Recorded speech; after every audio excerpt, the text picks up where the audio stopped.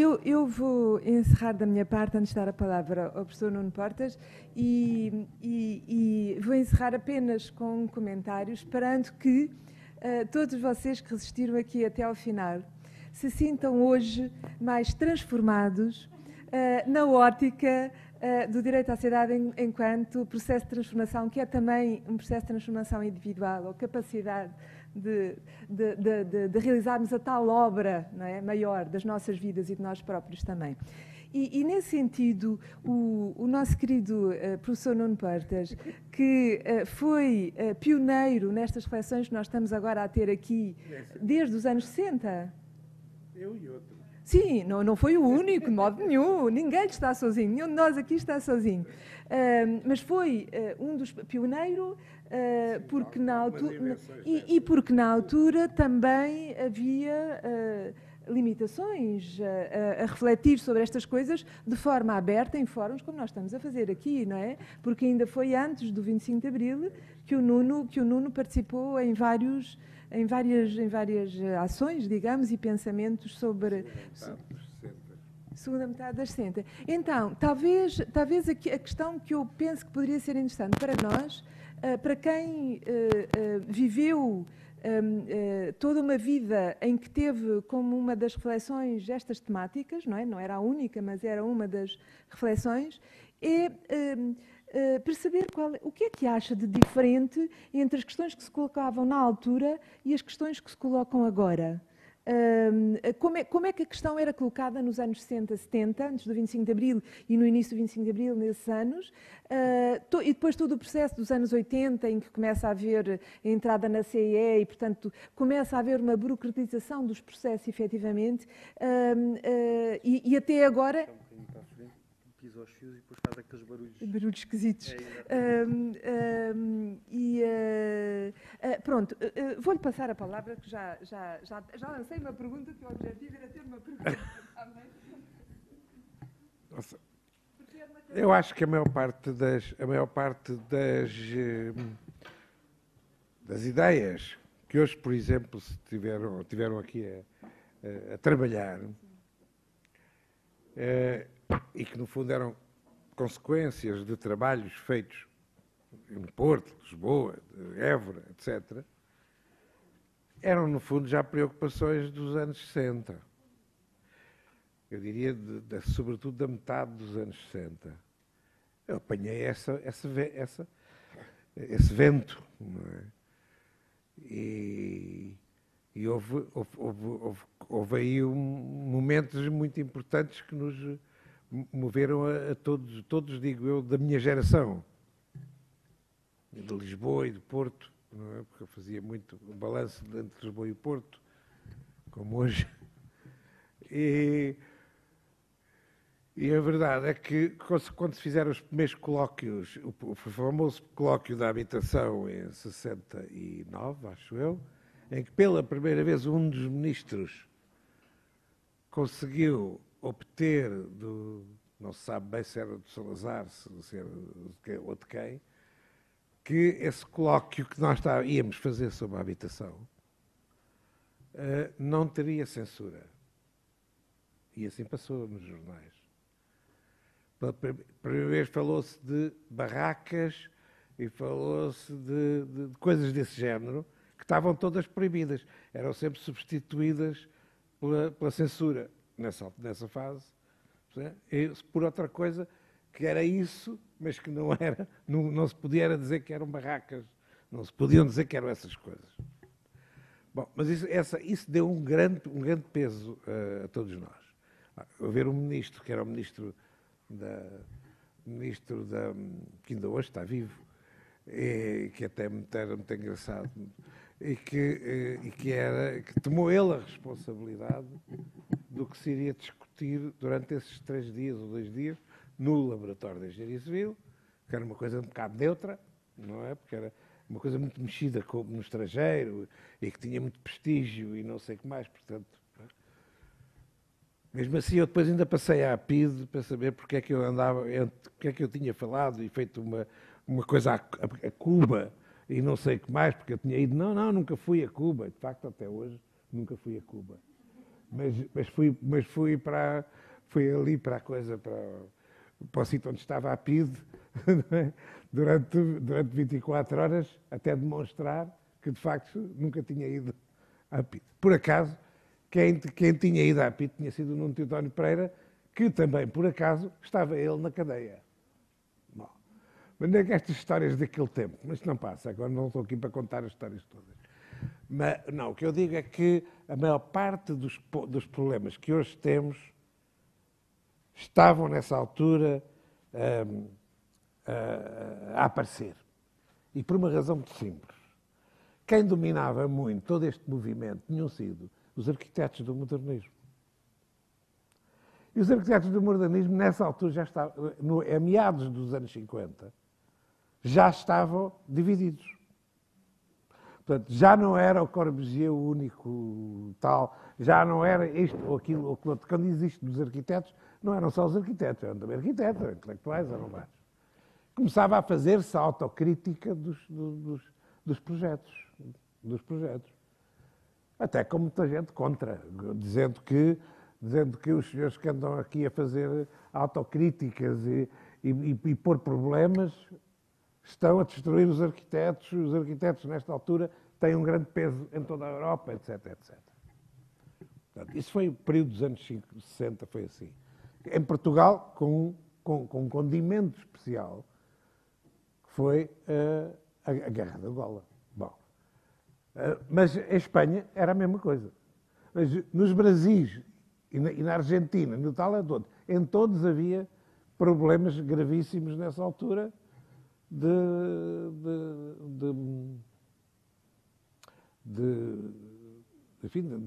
guerra sem ser guerra. De certo modo, tirando a Guerra de Angola, essa era guerra a sério. Mas nas outras era policial, era tudo nos governos, na maior parte dos governos desse período.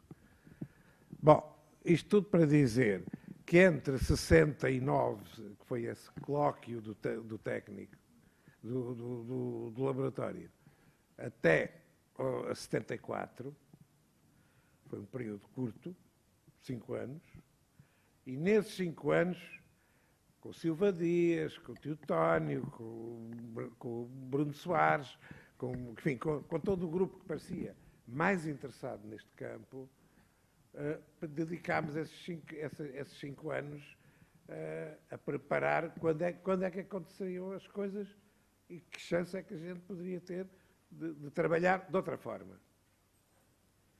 E, portanto, eu devo, em grande parte, a esse período. Nesse período, com as viagens ao Brasil, as viagens aqui e ali. Portanto, nós ganhámos aqui uma certa ligação, uma estreita relação com a Espanha, que ainda por cima só entrou na democracia 5 anos depois, ou 6 anos depois de Portugal. A guerra, pronto, mas nestas condições, portanto, estava eu a dizer que se mantinham muitos dos problemas que hoje estamos. Foi isso que tornou possível que aparecessem coisas como as cooperativas, o sal, a redistribuição, o problema do Barredo como exemplo do que se poderia fazer naquele período. Tudo isto tinha a mesma lógica. E a lógica era, em grande parte, era responsabilidade do Estado, mas também empowerment. Eu suponho que nessa altura o autor deste termo ainda não tinha feito o livro, mas a gente já sabia. Eu suponho que quando é que foi editado para aí em 79, acho eu, ou 78, por aí ou assim. Mas não interessa, a gente já tinha cheirado a empowerment, que era, como sendo um termo inglês, era muito melhor do que ser português. A gente, de resto, não sabia traduzir empowerment. O que é que seria? Podíamos fazer aí um concurso. Saber qual é o termo português que pode corresponder ao famoso empowerment. Hã? Empoderamento. Isso tem um ar de podre. Tem um ar estranho. Assim. Bom, a verdade é que nós, ao princípio, até nem sequer tínhamos este termo, embora tivesse estado uma vez ou duas como é que ele se chamava, o homem do empowerment, que há o bom e há o mau. Esses dois irmãos, que naturalmente não eram irmãos, era o Friedman. Havia o Friedman bom e o Friedman mau. Um estava por ali pelo outro lado do Brasil, estava do lado do Pacífico, e o outro estava na Índia e noutros sítios, e também nos Estados Unidos. Ora bem, isto tudo que era, no fundo, dizer, vamos, nestes termos, que eram muito duros para a questão da habitação, o termo foi muito usado, sobretudo, para a habitação, tinham que ter um papel ativo nas questões monetárias, nas questões económicas, de uma futura política de habitação. Com as formas adequadas, estas das ilhas, ou no caso de Lisboa, os bairros de lata. Paris só tinha largado os bairros de lata poucos anos antes. Não era nenhuma coisa extraordinária. Estava cheia de onde alguns portugueses ainda viveram, em Paris, dentro dos bairros ditos, que a gente chamava em Lisboa, bairros de lata. E que era proibido para censura chamar bairro de lata. Isso era uma das coisas que faltava. E na tal sessão do LNEC saiu as barracas nos jornais, com grande espanto das pessoas, porque era proibido usar esse termo. Bom, portanto, aquilo que nós podíamos fazer no momento da mudança política, e aproveitando o facto da mudança política ser muito sui generis, porque eram os militares, eram uma quantidade de gente que estava presa, e que, portanto, apareceu de repente ali. Nós podíamos, aquilo que me pareceu que era possível, e que juntei com os amigos que já tinham saído, de alguns deles, da prisão, e noutros não tinham lá estado, que era, vamos fazer uma coisa de tipo experimental, fazíamos uma coisa para este tipo de assuntos, para outro tipo de assuntos que seriam os bairros históricos, como o caso do Croab, e também, e logo a seguir, de Évora. Depois, por outro lado, eram, portanto, como disse, depois, por outro lado, eram as cooperativas. A certa altura, houve alguns dos nossos colegas que resolveram fazer uma espécie de guerra entre o SAL e as cooperativas. Ora, o SAL e as cooperativas eram uma e a mesma coisa. Porque eram exatamente, e era uma questão ideológica, muito inventada no Porto, atenção, mais que em Lisboa. Porque o sistema do empowerment, nos bairros de lata, tinha umas regras. Fazer o empowerment em gente que estava ainda a vir e que ainda não estava, e que estava a vir constantemente, ou vinham de Angola, ou vinham do Alentejo, ou vinham da Beira, ou não sei quantos, não era possível de fazer isso da mesma forma do que as pessoas que estavam em áreas, já lá estavam há muito tempo, em áreas impossíveis, praticamente. Portanto, a ideia era, em três meses, foi assim que aconteceu, juntar três tipos de ação e depois veríamos os resultados. Esperando nós que isto ia durar 10 anos. Durou 1 ano e meio. Ou melhor, 2 anos e meio, vá lá, para sermos um bocado mais generosos. Mas, portanto, uma era a das cooperativas. Tinham uma certa ajuda dos suecos, vieram cá dar umas explicações e não sei o quê. Outros eram, portanto, os dos bairros, como é que se diz normalmente? Sim, aqueles bairros impossíveis quase de viver neles. Sim, isso. E o terceiro eram as coisas mais históricas e com cuidados mais. Mas em todos houve uma regra de empowerment. Mais ténue nas cooperativas, até porque não eram conhecidas, a maior parte das pessoas. Só depois já da obra é que apareciam e é que entraram. Mas, na realidade, era usar aqui uma rede, porque os nossos clientes daquele tempo eram diferentes. Logo, não podiam ter a mesma regra. Isto não era, portanto, uma questão de arquitetura. Isto era uma questão de gestão dos recursos que podíamos ter durante os próximos 2 ou 3 anos. 2 anos depois, os militares tinham dito que 2 anos depois era a Constituição. E com a Constituição eram os municípios, etc, etc. Como tal, este era um período...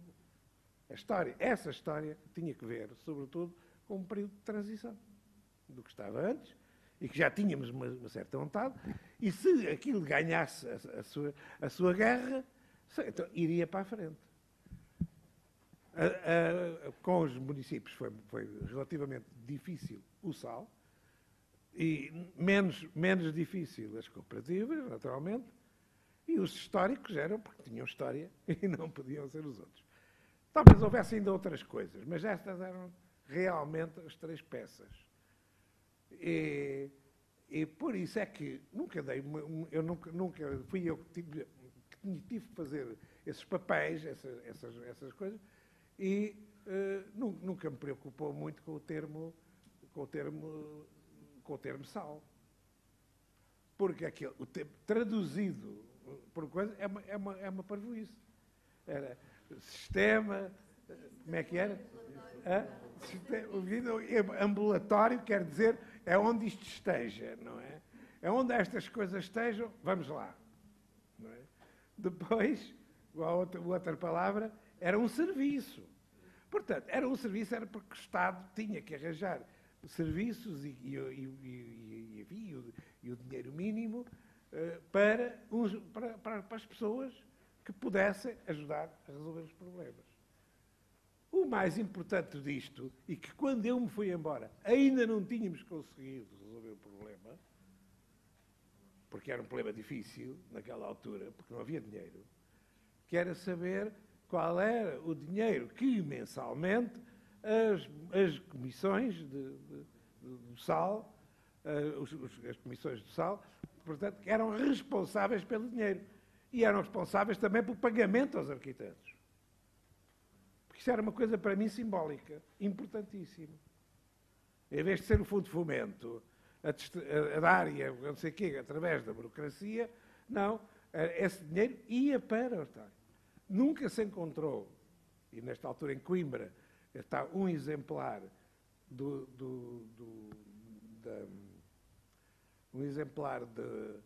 sobre como é que se diz?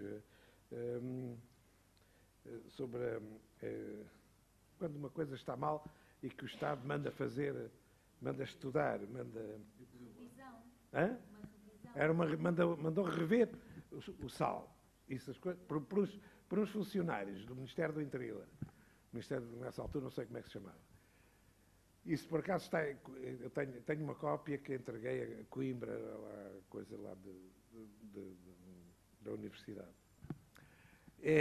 Não encontraram um único caso de irregularidade financeira, que é muito interessante.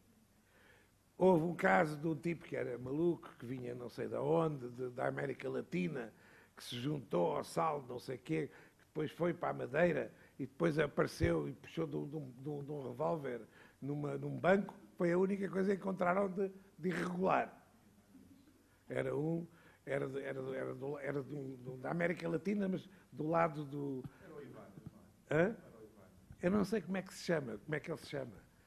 empurrámo-lo para uma das equipas, pensando que era gente séria. E pelos vistos bebia um bocado e pronto. Tirando à parte isso nada. No resto, nunca se encontrou um desvio. Portanto, o empowerment não teve golpes baixos. Não é? E, em alguns casos, como sabem, por exemplo, o arquiteto Nuno Teutónio Pereira, que todos conhecem, o Bruno Soares e outros, que eram quem tinha trabalhado comigo para saber isto, foram, por exemplo, foram despedidos logo nas primeiras semanas destes personagens que estavam escolhidos para irem para lá. Um deles para Lisboa lá de cima, como é que chama aquilo, do bairro grande lá de cima,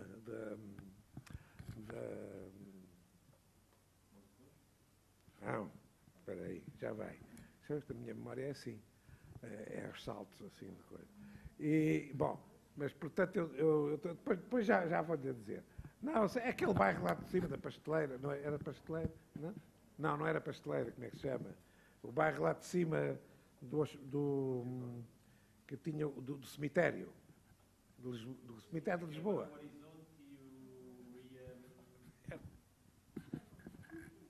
Era aquele que mudou de... Portanto, esse mudou.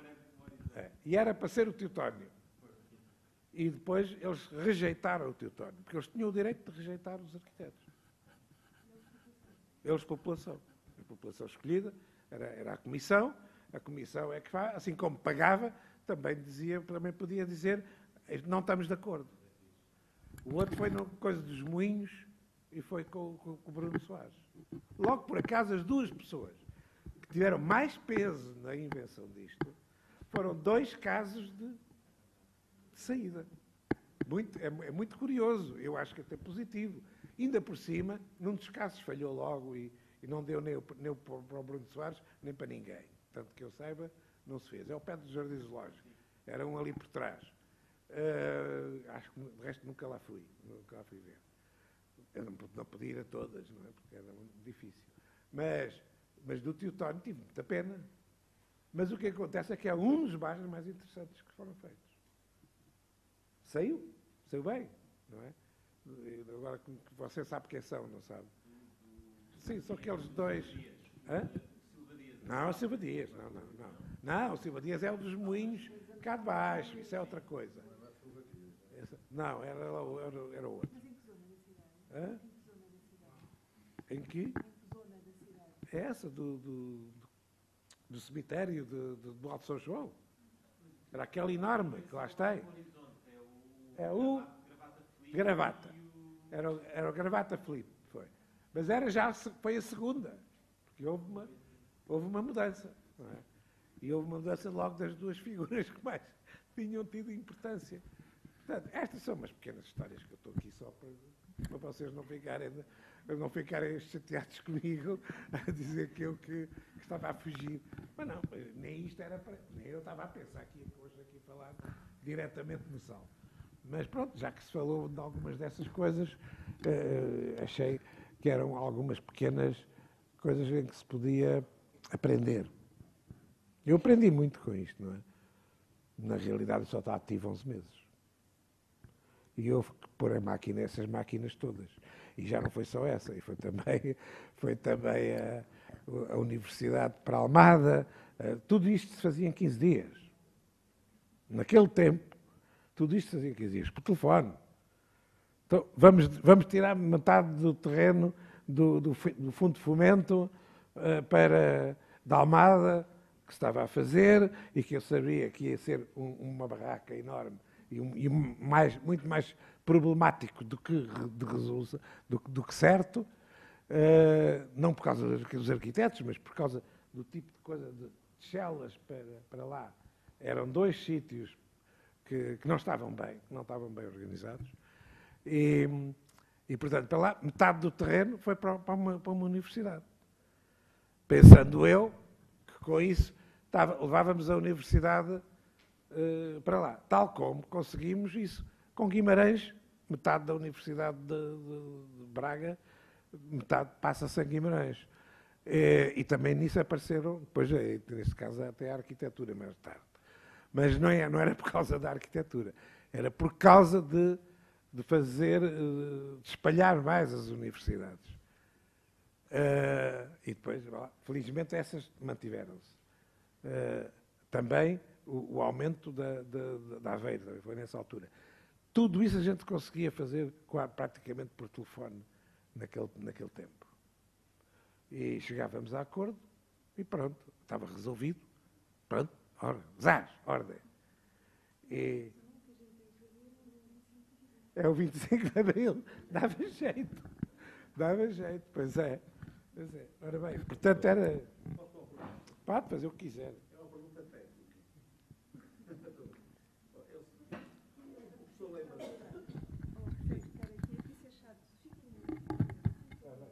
Também não faço questão de estar aqui muito tempo. Porque vocês também têm que ir embora. Não é só por mim. Mas é difícil encontrá-lo, não é? Diga. Publicou-se o livro branco de Sal, não é? Sim. E depois publicou-se uma publicação muito interessante, que parece que é um livro branco de Sal, mas com outra identidade. Mas é um livro simpático, que é O Problema da Habitação, Análise Sectorial, Programa de Ações para 1974-75, Princípios de Orientação Futura. Sabe alguma coisa sobre isso? Mas esse não é o nome do tal inquérito que eu falei? Eu penso que sim, está em Coimbra. Eu dei, agora não sei e, portanto, não posso ir ver hoje, não é? Mas eu cheiro-me que esse foi o título que depois se arranjou maneira de mostrar que era ao fim de 9 meses. 9 meses é uma data boa sempre, não é? 9 meses dava para dizer se era um bluff, se o Sal era um bluff ou não. É que eu olhei para o documento, não é? E o documento tinha que ser feito por dentro, porque ele tem informação relevante e que venha ao encontro do próprio livro branco, Sal, não é? Só por dizer que ele avalia muito não, o livro branco do Sal era partidário. Partidário, pois. Partidário no sentido de que eram só os técnicos do Sal que a defender se atacavam o governo. Não só o governo, as câmaras, toda a gente, não é? Bom, mas isso era muito de formação. Eu nunca achei que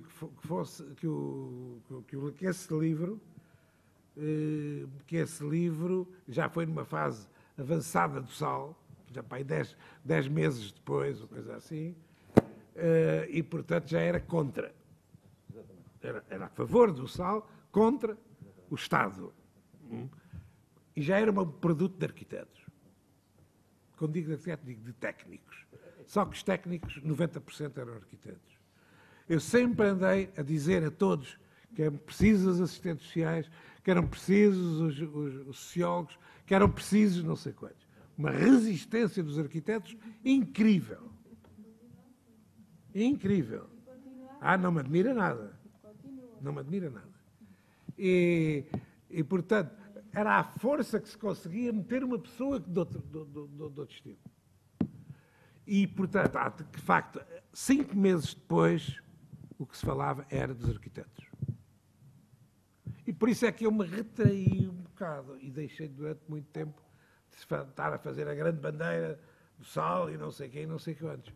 Porque, na realidade, havia ali uma escolha excessiva de coisa. Apesar de que, mesmo assim, algumas dos responsáveis do Sal que eu tive que nomear, através do Fundo de Fomento, é no Norte o Alexandre, teve alguma responsabilidade nisso, porque não só por causa de fixar o Sal só nas coisas, nos bairros não é nos bairros, nas ilhas, quando aquilo se devia ter estendido, porque é que nunca houve Sal em coisa? Praticamente, em Gaia, nada. No outro, em Matosinhos, nada. Matosinhos só teve... Cruz de pau, qual é o cruz de pau? O cigano. Mas isso não é sal. Era sal, qual é essa? Essa não olhou por acaso, não me estou a lembrar. Sim, mas foi por acaso, porque estava tudo concentrado no Porto e... Porque este aqui bem de trás é uma espécie como aquele projeto do CISA para 72 na Bolsa. Sim. Portanto, quando entra o Não, pessoal... o da Bolsa era isto. Eu assinei o primeiro, logo na primeira ou segunda semana, quando me levantaram muitos projetos para lá, quando tomei posse, a certa altura saiu-me o projeto do CISA, do coisa. Portanto, nem havia sal nem nada. Bom, e, portanto, eu assinei logo, todo contente, e fiz um grande elogio. Ainda bem que o Estado agora e tal vai aos bons arquitetos. Uma coisa perfeitamente ridícula da minha parte. Mas pronto, bom. E lá foi. Entretanto, o Alexandre Alves Costa, que estava no outro lado, estava no lado de lá, porque eu tinha nomeado para o efeito do sal no norte, andou a procurar as ilhas e a certa altura viu que havia umas ilhas por ali. Porquê é que essas ilhas não vão, mas é para o bairro do Cisa? Tínhamos que ter o Cisa. Mas já havia o Cisa de São Vítor, ao mesmo tempo. Logo o Cisa teve logo 2. Não é? E ainda teve mais um terceiro pequenino, que são daquelas últimas casas de Évora, das casas de Évora para os ciganos, que é o começo do bairro do Cisa, da Malagueira. É engraçado também, não tinha janela nenhuma. E eu disse ao Cisa, e eu zanguei-me com o Cisa, de vez em quando, eu enganava-me muitas vezes, e ele a mim e tal, tínhamos uma relação muito boa, mas a gente de vez em quando dava umas coisas. Disse, cá estás tu com a mania de que os alentejanos são árabes. Porque há muito tempo que os do Porto dizem sempre que de Gaia para baixo são todos mouros. Logo, o Cisa a fazer um projeto em Évora, não é? Claro que era moro. E, de facto, não tinha janelas nenhumas, só tinha janela metida na porta de entrada, à moda das coisas antigas e tal. Portanto, davam-se estas coisas. Mas a Malagueira já é posterior. Eu ainda estive na Malagueira, compra do terreno, convencer, não foi nada difícil, convencer o Presidente da Câmara, dessa altura, de Évora, de chamar o Cisa. E assim foi. E depois, pronto, o Cisa depois fez o que quis, e à vontade, não é? Para o bem e para o mal, porque aquilo é um dos melhores projetos do Cisa, mas tem também gravíssimas coisas, na minha opinião, gravíssimos problemas, que também têm a sua, enfim. Bom, se tiverem alguma lembrança mais que queiram que eu assine, eu faço, senão vamos embora. Eu acho que já chega.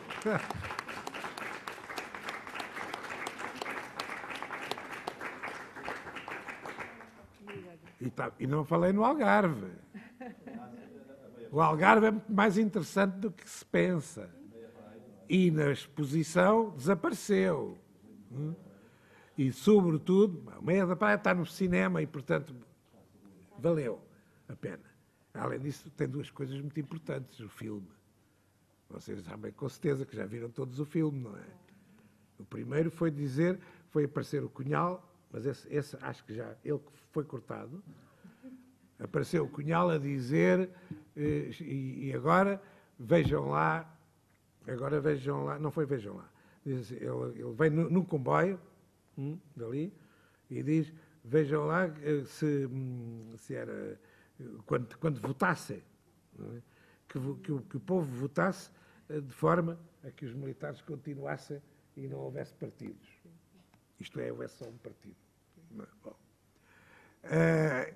Portanto, isso é uma coisa perfeitamente igual ao Lenin, nas famosas histórias do Lenin, do comboio, era igualzinho ao nosso ministro nessa altura. A segunda coisa curiosa é quando um dos membros que eu tinha nomeado para o Algarve, numa reunião, não é? disse para a malta toda lá do bairro, e esse bocado também foi filmado, e suponho que agora já está na versão última, porque a certa altura foi retirado, foi quando um dos membros do SAL, dos responsáveis do SAL, por acaso engenheiro, não era arquiteto, mas era um agente técnico, nessa altura, como se chamava, e que diz, vejam lá em quem vão votar amanhã. E pronto, era assim. Isto também foi dito, apareceu noutras alturas, diz-se.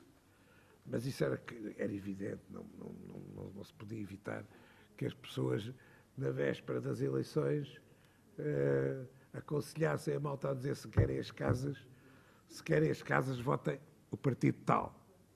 O partido tal, em geral, era sempre o mesmo. Posso pôr mais uma pergunta? Desculpe lá, é que eu estou a acabar um livro sobre isto e interessa. Também.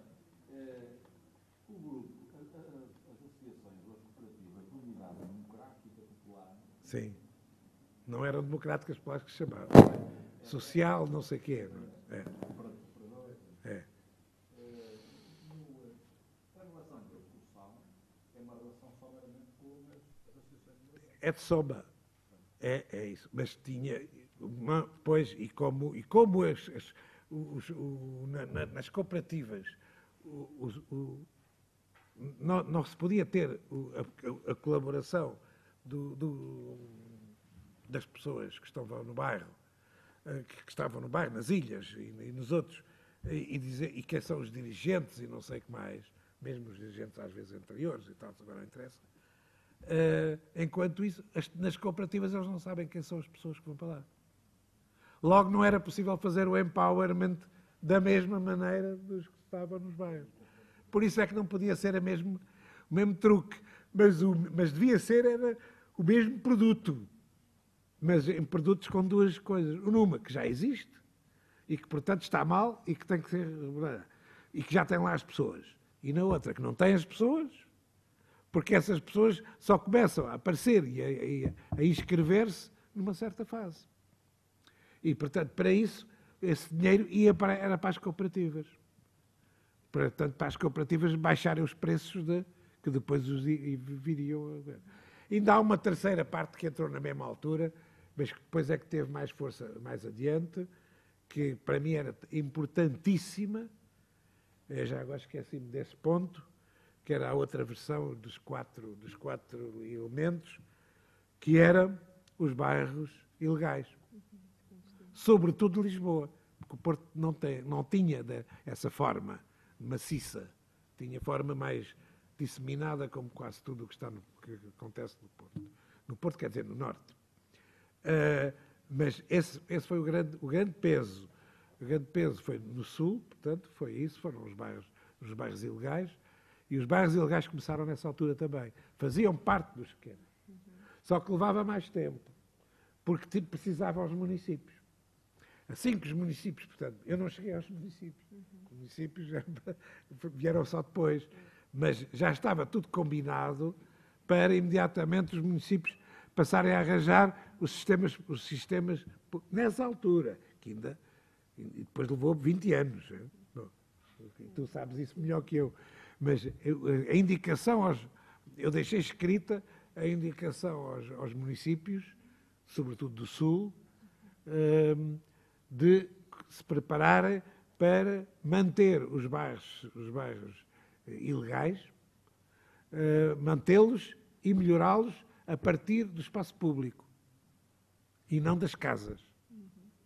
Porque já sabia que as casas eram muito melhores que o espaço público. O espaço público é que era um problema difícil.